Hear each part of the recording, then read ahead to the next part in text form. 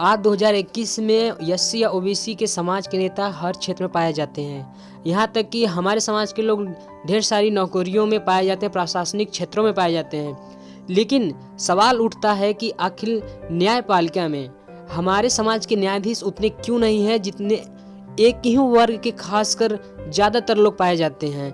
यह चिंता का विषय है कि क्या हमारे समाज में पढ़ने वाले ही व्यक्ति नहीं हैं कि वहाँ तक पहुँच नहीं पा रहे हैं या वहाँ तक पहुँचने ही नहीं दिया जा रहा है।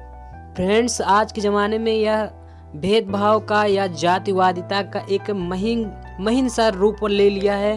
फिर बाद में ये कहा जाता है कि आप लोगों में तो टैलेंट ही नहीं है। असली टैलेंट तो इन्हीं लोगों में है कि इन्होंने 2000 सालों तक राज किया और फिर देश का हाल ऐसा बना दिया कि देश का सब माल लूट कर अंग्रेज लेकर चले गए, जो आया सब लूट कर ले गया। कुछ लोगों को लगता होगा कि यदि वहाँ पे हमारे जात के न्यायाधीश नहीं है तो इसमें दिक्कत क्या है, उसमें बैठे लोग तो न्याय ही करेंगे। लेकिन एक्चुअली बात क्या है, बिना गांव की पंचायत आप लोग देखते होंगे तो गांव में भी 5-6 लोग अलग अलग जात के अलग अलग गांव के लोग पकड़े जाते हैं, तब पंचायत की जाती है। इसी कारण सबकी बातें भी सुनी जाती है और बाद में जो न्याय होता है वह दोनों पक्ष मान भी लेती हैं।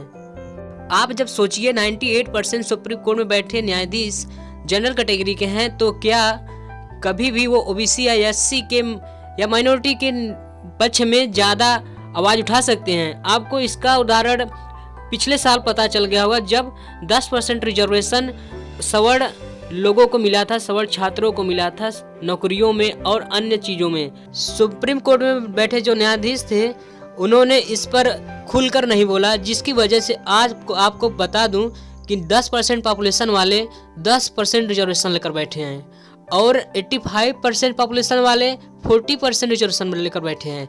तो आपको पता चल जाएगा कि लॉन्ग टाइम पे किस प्रकार से हमको नुकसान होने वाला है इससे। आइए अब कुछ रिपोर्टों पर भी हम लोग गौर कर लें।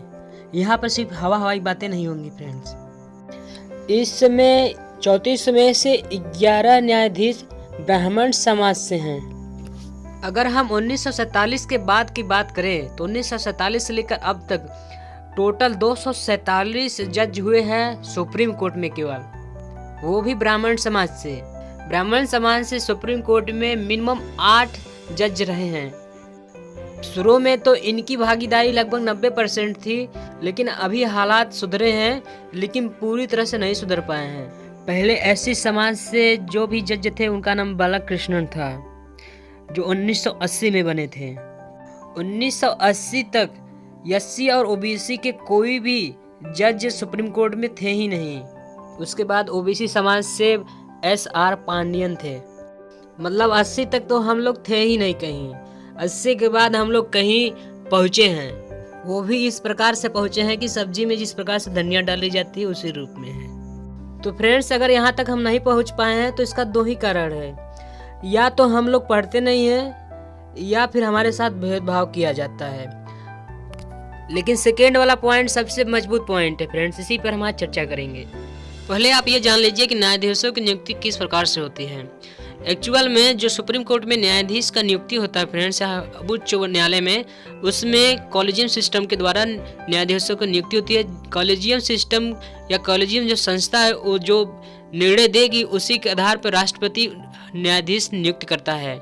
लेकिन जो कॉलेजियम में बैठे लोग हैं एक्चुअल में उन्हीं के रिश्तेदार नीचे स्तरों पर निचली अदालतों में उच्च न्यायालय में काम करते हैं, जिसकी वजह से इनका पहले से ही परिचय रहता है और बाद में सिलेक्शन के समय उन्हीं नामों को भेजा जाता है जो उनके करीबी होते हैं। सरकार का न्यायाधीशों की नियुक्ति में किसी प्रकार का कंट्रोल नहीं होता है, जिसकी वजह से सरकार भी इसमें इंटरफेयर नहीं कर पा रही है। और आज कॉलेजियम सिस्टम का दुरुपयोग हो रहा है, जिससे आज लगभग 200 से 300 घराने हैं जो सुप्रीम कोर्ट में न्यायाधीश देते हैं या हाई कोर्ट में न्यायाधीश देते हैं। फ्रेंड्स, इस व्यवस्था का समय समय पर विभिन्न पार्टियों द्वारा विरोध भी किया गया है। वर्तमान में बीजेपी सरकार भी इसका विरोध कर रही है। यानी मोदी सरकार चाहती है कि न्यायपालिका में जो न्यायाधीशों की नियुक्ति है उसमें कार्यपालिका का इंटरफेयर हो, जबकि सुप्रीम कोर्ट में बैठे लोग इसका विरोध कर रहे हैं। उन्हें लगता है कि अगर इसमें कार्यपालिका का इंटरफेयर हो जाएगा तो उनके हिसाब से नियुक्तियां नहीं हो पाएंगी। और सुप्रीम कोर्ट ये दुहाई दे रहा है कि अगर सुप्रीम कोर्ट में न्यायाधीशों की नियुक्ति अगर कार्यपालिका करेगी तो भ्रष्टाचार बढ़ जाएगा। इस व्यवस्था का विरोध सिर्फ बीजेपी की सरकार नहीं कर रही है। पूर्व में बीजेपी के मंत्री जो कि उपेंद्र कुशवाहा जी थे, वो भी इस व्यवस्था का विरोध कर रहे थे। यानी इस बात तो साफ है कि कॉलेजियम सिस्टम से ओबीसी, एससी और माइनॉरिटी का भला नहीं होने वाला है। तो इसके लिए बीजेपी सरकार ने भी एक अलग सिस्टम बनाया था। इसके लिए बीजेपी सरकार ने एनजेएसी 6 सदस्यों का आयोग गठन किया था।